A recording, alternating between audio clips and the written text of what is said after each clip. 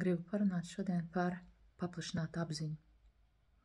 Ko tas īsti nozīmē un kā apziņas paplašināšana var uzlabot mūsu dzīves kvalitāti. Ko tas vispār nozīmē paplašināta apziņa? Tad, kad mēs augām tādā tradicionālā sabiedrībā, mūs ierobežoja mūsu domās vai mūsu vērtībās. Piemēram, mums pateica, ka ir obligāti jāiet uz skolu. Vai ka tad, kad tu būsi pieaudzis, tev būs obligāti jāprecās. Vai ka apaļīgs cilvēks ir neglīts, piemēram. Es tikai fantazēju šobrīd. Tas ir arī par to, ka nav iespējams lasīt otra cilvēka domas. Vai ka baznīca ir jāciena, teiksim. Vai ka nedrīkst atteikt mammai, ja viņa lūdz kaut ko izdarīt. Arī par to, kas ir prestižs, par to, kas ir pieklājīgi, kas ir nepieklājīgi, ko dara inteliģenti cilvēki, ko nedara inteliģenti cilvēki, kādam ir jābūt vīram, kādai ir jābūt sievai, kuram ir jāaudzina bērni, piemēram, pēc šķiršanās, kā jāizstās mājai, kāds ir dzīvesveids pareizs, ka, piemēram, jādzīvo mājā, nevis uz jahtas. Tās ir tās domas un programmas un šabloni, kas ir ielikti mūsu galvā. Ne tikai no mūsu vecākiem un bērndārza audzinātājiem un skolotājiem, bet arī caur pasakām, caur dzejolīšiem, caur žurnāliem. Aptuveni 80% mūsu domu ir ieprogrammētas mūsos kā robotiem. Un savukārt tad, kad cilvēks sāk savu garīgo attīstību, viņš pēkšņi sāk saprast, ka viņš nav viņa domas. Viņš ir kaut kas cits, viņš ir kaut kas vairāk. Kāds pēkšņi kaut ko sāk just, kaut ko redzēt, kaut ko dzirdēt, un viņš saprot, ka tā nav kaut kāda psihikas saslimšana, tas ir kaut kas cits. Un tad viņš nonāk pie secinājuma, ka izrādās es neesmu vienkārši sieviete ar rokām, kājām, krūtīm. Es esmu kaut kas vairāk, kaut kas plašāk, kaut kas varenāk. Un viņš sāk meklēt savu dievišķo būtību, savus augstākos aspektus, un viņš sāk meklēt dažādu meditāciju pieredzi, dažādu prakšu pieredzi, kuros ierauga kaut ko prātam neaptveram. Jo prāts jau nevar bieži vien aptvert dažādas garīgās pieredzes. Prātam nav tādu spēju. Prāts ir ierobežots. Savukārt mūsu apziņas apvāršņi nav ierobežoti. Tas, ko mēs patiesībā varam izdarīt, piedzīvot, saprast, radīt, ir daudz vairāk nekā mūsu prāts spēj iedomāties. Tieši tāpēc ļoti bieži daudz ko mēs nevaram pierādīt, kā zinātnieki, vai kā pētnieki, vai kā analītiķi, tāpēc, ka prātam nav tādu instrumentu. Un cilvēki, kas nonāk šajās tādās paranormālajās pieredzēs, vai spirituālajās pieredzēs, vai garīgajās pieredzēs. Un es šeit runāju par garīgumu, nevis tādu, kā to saprot reliģijas, bet par garīgumu, kas ir ārpus reliģijas, kas ir ārpus arī baznīcas un konkrētās konfesijas. Arī konfesija ierobežo, liek kaut kādās dogmās, kaut kādās noteikumos, ārpus visa, kur tu kļūsti par bezgalīgu plūsmu, kur tu vairs neesi tikai cilvēks, tu esi enerģija, tu esi dievišķa daļa, tu esi radītājs, tu esi patiesībā spējīgs uz daudz ko citu. Piemēram, jebkurš cilvēks, kā izrādās, ir gaišredzīgs, viņš vienkārši ir aizmirsis, kā to darīt. Vai jebkurš cilvēks spēj izdziedināt sevi un citus, jebkurš cilvēks ir dziednieks, un arī to mēs esam aizmirsuši. Kā tad citādi izskaidrot, ka mēs ejam tik bieži uz aptieku vai skrienam pēc vakcīnām? Un paplašināta apziņa, Tas ir process, kas nebeidzas nekad. Mēs viņu varam turpināt, un dažreiz ar vienu dzīvi nepietiek, lai turpinātu. Nevar pateikt, viss, es esmu apgaismots, es esmu atmodies, es esmu apzināts un punkts. Tas process ir nebeidzams. Viņš turpinās. Caur dažādām pieredzēm, caur dažādām mācībām. Bet labā ziņa ir tāda, jo vairāk paplašinās mūsu apziņa, jo vairāk iespēju mums paverās.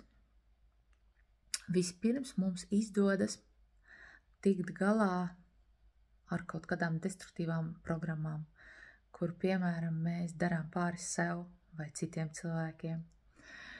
Tāpat mēs beidzot iemācāmies citus cilvēkus nevērtēt, nelikt viņiem atbilst mūsu gaidām. Tāpat mēs atļaujam visam būt, jo kādreiz ir kaut kas tāds, kas varbūt man neder, bet tas nenozīmē, ka es viņu gribu iznīcināt, vai ka es viņu aprunāju, vai ka es pret viņu esmu naidīgi noskaņots. Jā, tas man var nederēt, tas ar mani nerezonē, nezinu, kaut kāda kustība, teiksim, transseksuāļu kustība. Bet tāpat laikā es ļauju tam būt. Tāpat kā es visam ļauju būt, es taču arī ļauju būt kaut kādiem neglītiem dzīvnieciņiem, kas varbūt man nepatīk pēc skata vai pēc taustas. Es ļauju visam būt, un man visi ļauj būt tādai, kādai es esmu. Tad sāk pazust arī visi šie ierobežojumi attiecībā uz to, kā man būtu jārīkojas, ka man būtu obligāti jāpatur plauktā Raiņa grāmatas, ja gadījumā man viņas nepatīk. Ja man viņas patīk, viss kārtībā, es viņas paturu. Tāpat man būtu jāturpina ģērbties atbilstoši kaut kādam tur sabiedrības slānim, vai man noteikti būtu kaut kādi konkrēti svētki jāsina pēc konkrētām tradīcijām. Nezinu, salaužot mējas un saliekot stūrī, pat ja man tas liekas kaut kāds bezsakars. Var cikot, cilvēks ar laiku uzdrošinās vairs nedarīt tā, kā viņam būtu jādara, viņu prāt. Bet viņš sāk darīt tā, kā viņš jūt, tā, kā viņam der, tā, kā viņam patīk, tā, kā viņš iztēlojas savu dzīvi. Un dažreiz no malas tas var šķist, ka viņš ir traks, vai viņš ir neprātīgs, vai viņš ir avantūrists, es nezinu, viņš pārdod māju, bija raksts, Amerikā sieviete pārdod māju un ar bērniem apceļo pasauli. Ak, Dievs, šausmas. Un vai cilvēks bija top menedžers bankā un tagad viņš Tibetā meditē. Nav obligāti tik radikālām pārmaiņām, jābūt dažreiz tie ir sīkumi, kur cilvēks pieņem lēmumu, es vairs tā nedzīvošu. Es vairs nedzīvošu nabadzībā, vai es vairs nedzīvošu liekajā svarā, vai es vairs nedzīvošu, teiksim, upura pozīcijā. Viņš pieņem lēmumu, ka viņš tā vairs negrib. Un tas ir skaisti, ka viņš var no tā izlausties. Tā vairs nav tāda staigāšana papli, bet tā ir spirāla veida attīstība, kur viņš izvēlās virzīties uz augšu, vairs neriņķojot pa vienu un to pašu grābekli. Lūk, kā mēs apziņu plašinām? Apziņu mēs plašinām, kad mēs praktizējam apzinātību, mēs apzināmies savu ķermeni, mēs apzināmies savas dvēseles šķautnes, sava gara spēku. Mēs sajūtam savu sirds aicinājumu, savu flowu, to, kas mums patiesībā ir svarīgs, kas mūs dara iekšēji priecīgus un tādus enerģijas pilnus. Tāpat mēs iemācāmies novilkt robežas, mēs vairs neļaujam tās pārkāpt. Tāpat mēs uzdrīkstamies ieskatīties savās ēnās un tās transformēt, tās pārvērst par saviem resursiem. Un tas viss notiek pateicoties arī dažādām citām praksēm, ne tikai apzinātībai. Ļoti spēcīgas ir dažāda veida meditācijas, tās ir meditācijas, kur mēs esam nekustīgās pozās, dinamiskās meditācijas, ļoti bieži tās ir ķermeniskās prakses, darbs ar balsi, darbs ar deju. Ļoti daudz dažādu elpošanas prakšu, sākot ar tādām, kas mums vienkārši palīdz uzturēt veselību, profilaksi, dot lielu, ir prakses, kas mūs nomierina caur elpu, ir prakses, kas mūs neutralizē caur elpu, ļauj mums saglabāt skaidru prātu, un ir arī prakses, kas mums palīdz nonākt dziedināšanās procesā, kur mēs terapeitējam sevi un ne tikai savu ķermeni, bet savu sistēmu. Ar sistēmu es domāju arī smalkos ķermeņus, kas mums ir. Tātad mēs attīrām savu enerģētisko fonu un attīrām sevi no psihoemocionālajiem blokiem un tā tālāk. Prakšu ir daudz, iespēja ir daudz, informācijas ir daudz, grāmatas, lektori, blogeri, webināri, tik daudz, kā tagad nav bijis nekad.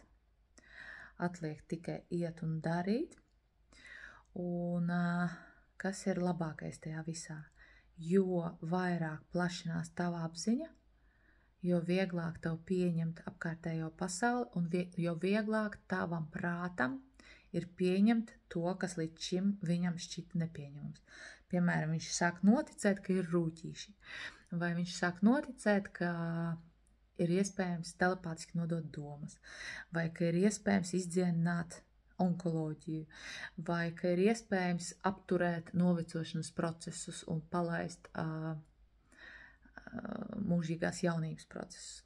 Prāts sāk tam visam noticēt. Ir arī tādi cilvēki, kas tik tālu ir paplašinājuši savu apziņu, ka viņi spēj dzīvot bez ēdiena, viņi ēd prānu vai dzīvo bez ūdens, viņi spēj pierādīt, ka viņiem pat ūdens nav nepieciešams.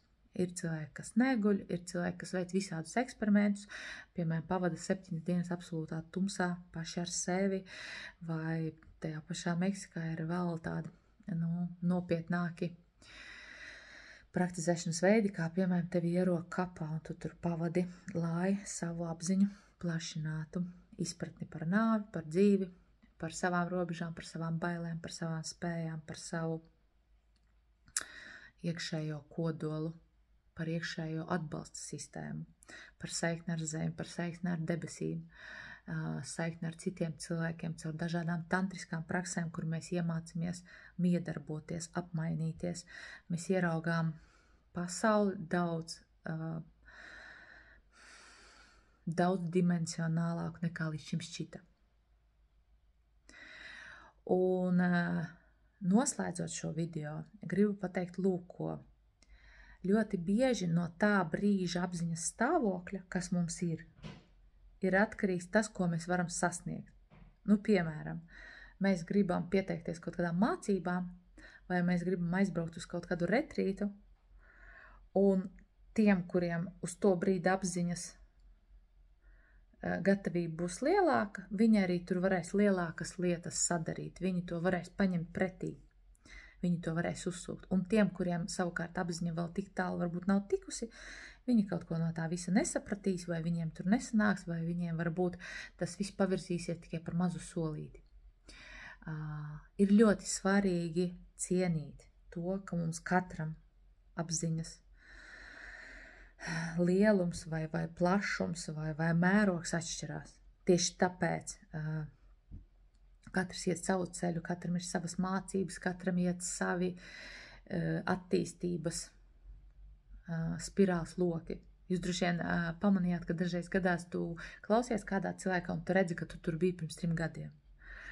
Un otrādi, kāds runā un viņš it kā murgo un tu nesaproti, ko viņš tur runā un ko varbūt vispār viņš tur ir izdomājis vai viņš tur psihiski slims, kas tas ir, ko viņš tur mult. Tas tāpēc, ka tu vēl to nesaproti, tu līdz tam vēl neesi ticis. Un labā ziņa ir tāda, ka mēs visi evolucionējam, mēs visi kustamies, katrs savā ritmā, bet tomēr tas notiek, un mēs gūstam šim brīdim tādu transformāciju, kādai mēs esam gatavi. Kāds var piedzīvot jau šodien pat kvantu lēcienu, kad viņa potenciāls un viņa spējas un viņa jušana un enerģētiskā kaut kāda spēja pieaug reiz 10, un kāds spēr mazu solīti, kas priekš viņa ir ļoti svarīgs. Un varbūt viņš pēc tam pusgadu neko nedara, integrējas un to maļ un to mēģina aptvert, lai vēl pēc pusgada turpinātu. Un arī tā var būt. Lūk, tas ir par apziņu, un es novēlu mums katram ļaut tai plašināties.